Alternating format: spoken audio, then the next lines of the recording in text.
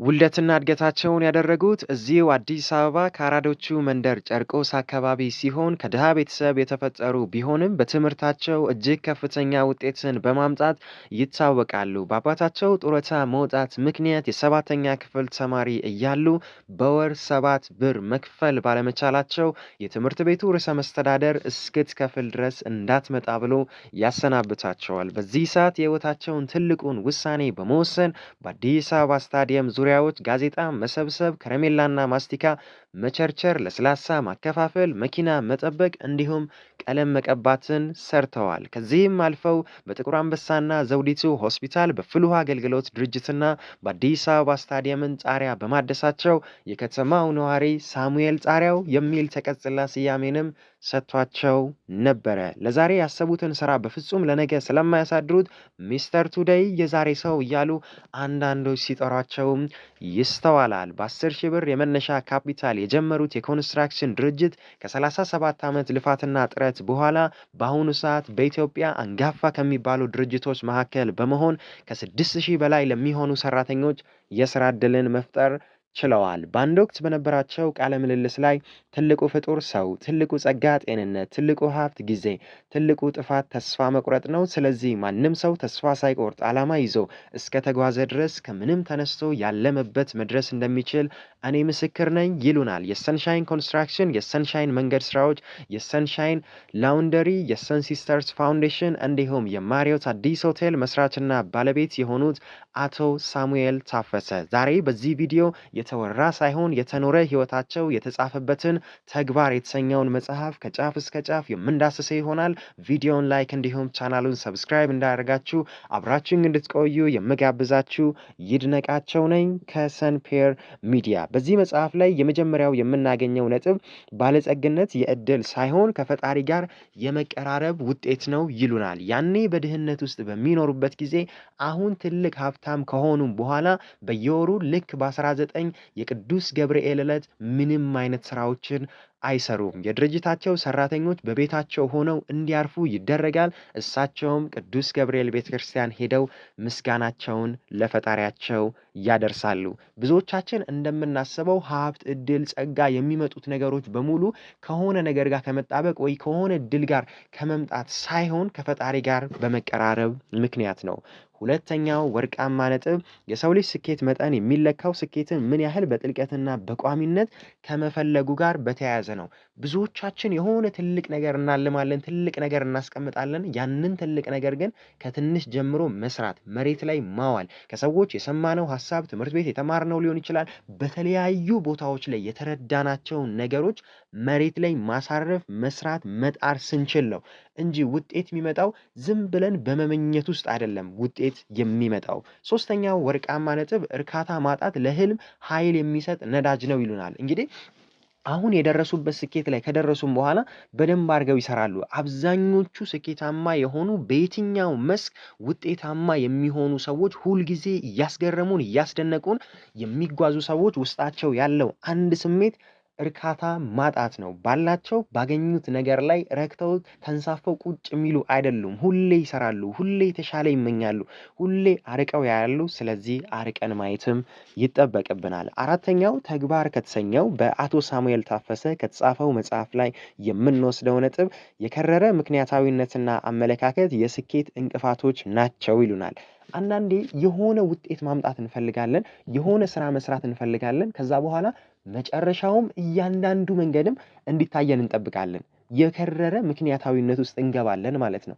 አመለካከታችን ሙሉ በሙሉ እስካልጠራልኝ ድረስ አልተገብረውም፣ አልጀምረውም፣ አላደርገውም እንላለን። በእርግጠኝነት የምነግራችሁ ግን ነገሮች መጥራት የሚችሉት፣ ነገሮች መገለጥ የሚችሉት፣ እያንዳንዱን ነገር መረዳት የምንችለው ቁጭ ብለን መርምረን ሳይሆን እየተገበርን በገባን ልክ እየሄድን ስንሄድ ነው ማለት ነው። አቶ ሳሙኤል ታፈሰ ከሚከተሏቸው የህይወት መርሆች መካከል በአምስተኛነት የተቀመጠው ትምህርት በልምድ ሲታገዝ የደበዘዘን ያጠራል፣ የጨለመውን ያፈካል፣ ተንገዳግደህም እንዳትወድቅ ያግዝሃል ይሉናል። አብዛኛውን ጊዜ በአሁኑ ሰዓት ስለ ትምህርት ያለን አመለካከት በጣም ወርዷል። መማር ግን እጅግ በጣም አስፈላጊ ነው።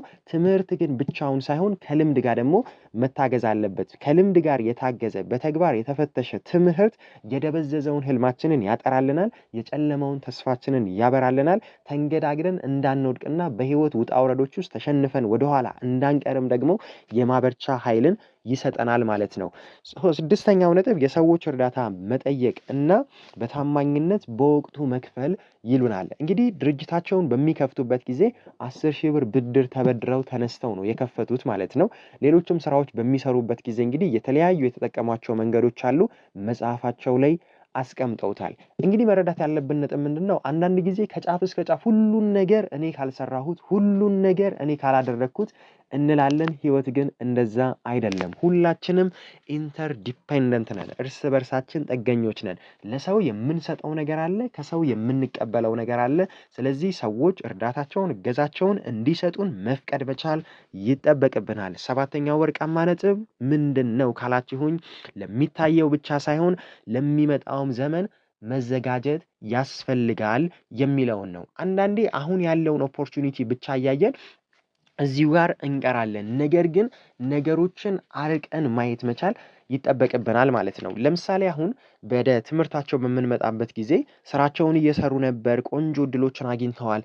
ሙሉ በሙሉ በቃ ስራው ገንዘብ ካመጣ ምናምን ትምህርቱ ይቅር ምናምን ብለው አልተውትም። ለምንድን ነው ያልተውት ካላችሁኝ፣ ለሚመጣው ዘመን ራሳቸውን እያዘጋጁ ነው። የእሳቸው ምኞት የሆነ ትንሽ ኮንስትራክሽን ድርጅት መክፈት ሳይሆን ትልቅ የሆነ የኮንስትራክሽን ድርጅት መክፈት ነው። ያንን ለመክፈት ደግሞ በአካዳሚክስ ውስጥ ማለፍ ከቤተሰብ የሚያመጣው ሰፖርት ወይም እገዛ አለ።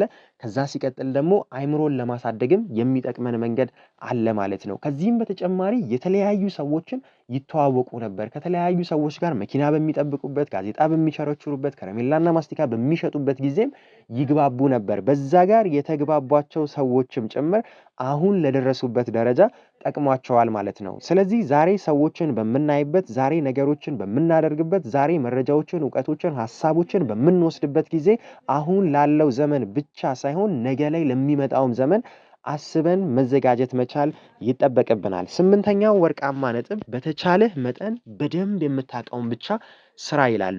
እንግዲህ አሁን ኮንስትራክሽን ከልጅነታቸው ጀምሮ ያደጉበት ስለሆነ ሰንሻይን በኮንስትራክሽኑ፣ ሰንሻይን በመንገድ ስራው በደንብ ውጤታማ ሆኗል። ከዛ በኋላ ግን የላውንደሪ ኢንዱስትሪ ላይ በሚገቡበት ጊዜ ምን ያህል እንደተፈተኑ፣ ምን ያህል ቻሌንጆች እንደገጠማቸው ያስቀምጣሉ። ይሄ ብቻ አይደለም። ማሪዮት አዲስ ሆቴልን ፍራንቻይዝ አድርገው ወደ ኢትዮጵያ በሚያመጡበት ጊዜ ብዙ ቻሌንጆችን፣ ብዙ እንቅፋቶችንም ጭምር አልፈዋል ማለት ነው። ይሄ ማለት ምንድነው? የምንሰራውን ስራ አውቀን ያወቅነውን ስራ ደግሞ መስራት መቻል ይጠበቅብናል። ብዙ ጊዜ የእውቀት ሚዛናችን በጣም ዝቅ ብሏል። ለምሳሌ ምን በቃ ዝም ብለህ ተፍ ተፍ ካልክ ነው እንጂ ምን ማወቅ ያስፈልጋል እንላለን። እያንዳንዱ የቢዝነስ ሰው ግን እውቀት አለው። መርካቶ ሄዳችሁ የሚነግደውን ሰው ብትጠይቁት እውቀት አለው። ያለው እውቀት ሳይንስ ላይሆን ይችላል። ያለው እውቀት ታሪክ ላይሆን ይችላል። ያለው እውቀት መንፈሳዊ እውቀት ላይሆን ይችላል። የሚሰራውን ስራ ግን በደንብ አድርጎ ያውቃል። ስፖንጅ የሚሸጠው ነጋዴ ስለ ስፖንጅ ከየት ይመጣል፣ እንዴት ይመረታል፣ ለማን ይሸጣል፣ ማን ይገዛኛል፣ የቱ ጋር ይሸጣል፣ መቼ ይሸጣል፣ እያንዳንዷን ነገር ያውቃታል። ሰው ሁሉንም ነገር ማወቅ ላያስፈልግ ይችላል። ግን የምንሰራውን ነገር ስራ ማወቅ ግን እጅግ በጣም ወሳኝና ወርቃማ የሆነ መርህ ነው ማለት ነው። ዘጠነኛው እጅግ በጣም ከወደድኳቸው መርሆች መካከል አንዱ ነው፣ እየኖሩ መሞት የሚል ነው። እንግዲህ ዛሬ ላይ በጣም ትልቅ ስኬት ላይ ደርሰዋል፣ ትልቅ ዝና ላይ ደርሰዋል። በዚህ ሁሉ ስኬት በኋላ እንግዲህ ነገን ፈልጋለሁ እያልኩኝ ብሄድ ዛሬን ላጣው እችላለሁ። ዛሬን ሳላጣጥመው፣ ዛሬን ሳልደሰትበት፣ ዛሬ በለፋሁት ጥሩ ቤት፣ ጥሩ መኪና ይዤ፣ ጥሩ ቦታ ተዝናንቼ፣ ሀገራቶችን ዞሬ አይቼ ሳልኖር ነገን ብቻ መመኘት የለብኝም ይላሉ ማለት ነው። ይሄ እጅግ በጣም አስፈላጊ ነው። የክቡር ዶክተር አርቲስት ቴዎድሮስ ካሳሁን ግርማሞም በዘፈኑ ላይ ገልጾታል። የጊዜ ሚዛን አይላወስም፣ ዛሬን የሌለ ለነገ አይደርስም፣ ሳዝን አሉልም፣ ሳላቅ ማደሬን የኔ ነው በቃ አልሰጥም ዛሬ። ትናንት በተሳሳትናቸው ስህተቶች ላይ ማላዘን፣ መቆጨት፣ መናደድ አያስፈልግም። ነገ ላይ ባለመጣው ተስፋ ውስጥ ደግሞ መዋለል ወይም ደግሞ መቃጀትም አያስፈልግም ማለት ነው። ዛሬን ሰርቶ ዛሬን አመስግኖ ዛሬ የሚገባንን ህይወት ኖረን ዛሬ ማረፍ ባለብን ልክ አርፈን መኖር መቻል ይጠበቅብናል። አስረኛውና የመጨረሻው በዚህ ቪዲዮ የምናየው ተግባር ከተሰኘው በአቶ ሳሙኤል ታፈሰ ከተጻፈው የተወራ ሳይሆን የተኖረ ህይወት ላይ የምንወስደው ነጥብ ሰው ያሰበውን ሁሉ አያሳካም የሚል ነው። የፈለገ ብናቅ፣ የፈለገ ክህሎት ቢኖረን፣ የፈለገ ከሰዎች ጋር ብንግባባ፣ የፈለገ ብንሞክር፣ የፈለገ ብንጥር ያሰብነው በሙሉ መሬት ላይ ሊወርድና ሊሳካ አይችልም። አንዳንዴ ያሰብናቸው ሀሳቦች ስህተት ሆነው ነው። አንዳንዴ ካሰብነው ነገር ለኛ የማይመጥነንና የተሻለ ነገር ስለሚገባን ነው።